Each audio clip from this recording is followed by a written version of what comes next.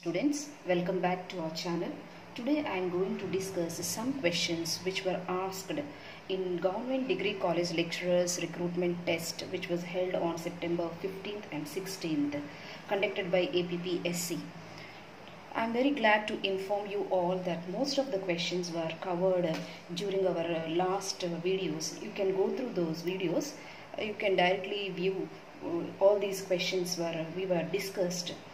So, first question is, the number of generators of a cyclic group of order 12 is, answer is 4. That is, option C is correct. How we'll see? Number of generators will be given by this formula in a cyclic group 5 of 12. We can write this 12 as 4 into 3 and 2 square into 3 power 1. Formula is 5 of n formula is n into 1 minus 1 by p1 into 1 minus 1 by p2. This is p1 power alpha 1, p2 power alpha 2. Here the primes 2 and 3 we put here, whereas n is 12. 12 into 1 minus 1 by 2 into 1 minus 1 by 3. 1 by 2 into 2 by 3. So cancel this 4 times. So option C is the correct answer. If A is a symmetric matrix, then first option is a transpose of A is A. A is a diagonal matrix, A is a null matrix, A transpose is equal to minus A. The correct one is A. Symmetric matrix we know A transpose is equal to A. Therefore, first option is correct. In the last video we have seen the integrating factor of this differential equation 1 minus x square into dy by dx plus 2xy equal to x into root of 1 minus x square. Just last video we have shown this problem. The integrating factor of this differential equation is 1 by 1 minus x square. R is the integral domain. We know integral domain is a commutative ring with unity and without zero divisors. So therefore first option is correct. Here the options are R is commutative, R is associative, R is distributive and R is closed. So integral domain is a commutative ring. So R is commutative. Therefore option A is correct. If T maps from U to V is a linear transformation and dimension of U is equal to M and dimension of V is equal to N, then dimension of L of UV is M into N. Therefore option D is the correct one. Monic polynomial is A, f of A equal to 0, coefficient of highest power of x is unity, f of A not equal to 0, degree of f of x is greater than n. The correct answer is coefficient of highest power of x is unity, that is B is correct. Next, coming to 7th question. The degree of the differential equation x square into d square y by dx square whole cube plus y into dy by dx whole power 4 plus y power 4 equal to 0 is. Here this is the first order derivative and this is the second order derivative. This is the highest order derivative. Highest order derivative this is. Whereas order is 2, the differential equation order is 2 and degree is 3. The question is the degree of the differential equation we have to find.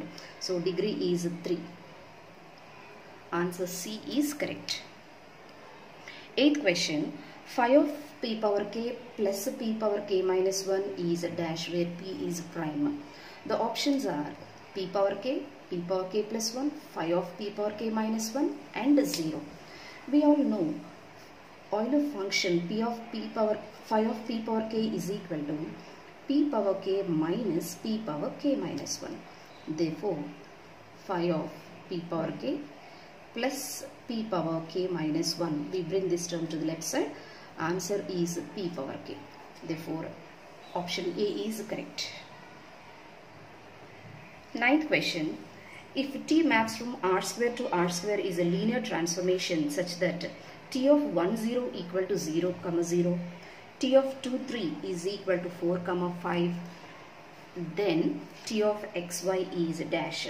Option A 2y by 3 5x by 3, 4y by 3 5y by 3, C 2x by 3 5x by 3 and D 4x by 3 5x by 3. The correct answer is B 4y by 3 5y by 3. We see the proof. given t of 1 0 is 0 comma 0 and t of 2 comma 3 equal to 4 comma 5. It is given. Let x comma y belongs to R square. First we have to show the set 1 0 2 3 is a basis of R square. That means this set is linearly independent and this set spans R square. So after showing this set is basis, let us consider x comma y belongs to R square and this is equal to L of S. That means x comma y can be written as the linear combination of elements of this basis. The basis consisting 1 comma 0 and 2 comma 3. Therefore x comma y is equal to a into 1 comma 0 plus b into 2 comma 3.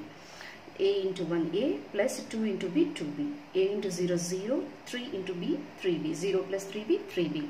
Now equating these two and equating these two, we'll get a plus 2b is equal to x and 3b is equal to y. Now finding b equal to y by 3 and substitute here, we can find a. Therefore x comma y is equal to a, we have to replace 3x minus 2y by 3 here, 1 into 1 comma 0, and b is y by 3 2 comma 3. Now applying t on both sides by definition of linear transformation, t of x comma y is equal to 3x minus 2y by 3 into t of 1 comma 0 plus y by 3 into t of 2 comma 3. Now again replacing, this is 0 comma 0 and this is 4 comma 5. So 0 into something, 0 into something, 0. Therefore 4y by 3, 5y by 3. Therefore option B is correct. Next, 10th question is, every infinite cyclic group has exactly dash generators. Every infinite cyclic group has exactly 2 generators. Next, if the mean value theorem is applied for f of x is equal to x into x minus 1 into x minus 2 on the closed interval 0 comma 1 by 2, then C is a dash. Options are, first one, 6 plus root 21 by 6, 6 minus root 21 by 6, C 3 plus root 21 by 4, D 3 minus root 21 by 4. Now we solve this 11th question by using Lagrange's mean value theorem. Given f of x is equal to x into x minus 1 into x minus 2. On multiplying this, we got cubic polynomial. F of x is equal to x cube minus 3x square plus 2x. F dash c is equal to 3x square. F dash x is equal to 3x square minus 6x plus 2. Whereas f dash c is equal to 3c square minus 6c plus 2. Already we have tested f of a equal to 0 and f of b equal to not equal to 0. That is why we have we are using Lagrange's mean value theorem. Suppose if f of a equal to f of b, we would have used Rolle's theorem. So here f of a is not equal to f of b. On substituting a and b in this f of x, we'll get both are not equal. So we are using Lagrange's mean value theorem. So by Lagrange's mean value theorem, there exists at least one C belongs to the open interval 0 comma 1 by 2, such that f dash c is equal to f of b minus f of a by b minus a. F dash c 3c square minus 6c plus 2. F of b, here the interval a is 0 and b is 1 by 2. F of 1 by 2 minus f of 0 by 1 by 2 minus 0. So after substituting 1 by 2 in f of x, we will get 1 by 2 whole cube minus 3 into 1 by 2 whole square plus 2 into 1 by 2, f of 0 0. 1 by 2 minus 0 is anyhow 1 by 2. So on simplifying all these, we will get 3 by 4. Whereas the left hand side, f dash c, 3c square minus 6c plus 2 is equal to 3 by 4. So cross multiplying, we are getting quadratic equation. We will get 2c values. Since there are no factors, c equal to minus b plus or minus root of b square minus 4ac by 2a. C is equal to 24 plus or minus root of 336 by 24. 336 is equal to 16 21s. Root of 16 is 4. So taking 4 as common and cancelling, we will get C is equal to 6 plus or minus root 21 by 6. So 6 plus root 21 by 6 is outside this interval. So we must consider C minus root 21 by 6. There exists at least one value. There may be more than one value, but in this problem 6 minus root 21 by 6 only lies in this open interval. So the correct answer is B. 6 minus root 21 by 6 is the correct option. Now coming to 12th question, if A is a Hermitian matrix, then option A is a conjugate transpose of A is A transpose equal to minus A into A transpose equal to I, A square equal to I. Therefore answer is conjugate transpose of A is A. That is conjugate transpose of A is A. If it is a Hermitian matrix, these two must equal.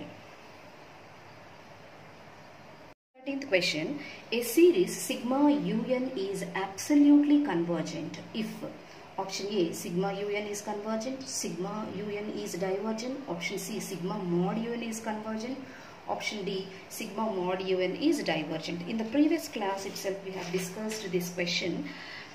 Series sigma un is absolutely convergent only if sigma mod un is convergent. If sigma mod un is convergent, then we say that series is absolutely convergent series. This question also we have discussed in the previous classes. Limit n tends to infinity n by n factorial whole power 1 by n is. Answer is E. In the almost 10 to 15 classes before, if you see those videos, you can see this problem. Very important problem. We have used this limit n tends to infinity nth root of Sn is equal to L if limit n tends to infinity Sn plus 1 by Sn equal to L. So on applying this formula, we will get limit is equal to E. Therefore limit n tends to infinity nth root of Sn is also equal to L. That is, we write this in this problem, we write Sn as n power n by n factorial. By taking this Sn, we can easily solve this problem, or else we can see the previous videos also. In this problem we have covered. Next, 15th question. If the pair of roots of the auxiliary equation are repeated twice, that is alpha plus or minus root beta, alpha plus or minus root beta, then the complementary function CF will be dash. First option is e power alpha x into c1 plus c2x into cos hyperbolic root beta x plus c3 plus c4x sin hyperbolic root beta x. Option B, e power alpha x c1 plus c2x cos hyperbolic root beta x plus c1 plus c2x sin hyperbolic root beta x. Option C, e power alpha x c1 plus c2x sin hyperbolic root beta x plus c3 plus c4x sin hyperbolic root beta x. Option D, e power alpha x into c1 plus c2x cos hyperbolic root beta x plus c3 plus c4x cos hyperbolic root beta x. The correct option is A. E power alpha x c1 plus c2x cos hyperbolic root beta x plus c3 plus c4x sin hyperbolic root beta x. When we observe these options here, cos hyperbolic is repeated, sin hyperbolic is repeated. Here c1 plus c2x is the same. That is why these three options were eliminated. Therefore correct answer is A. So hope you understood this class. I have covered only 15 questions in this class. Hope you understood. Thank you.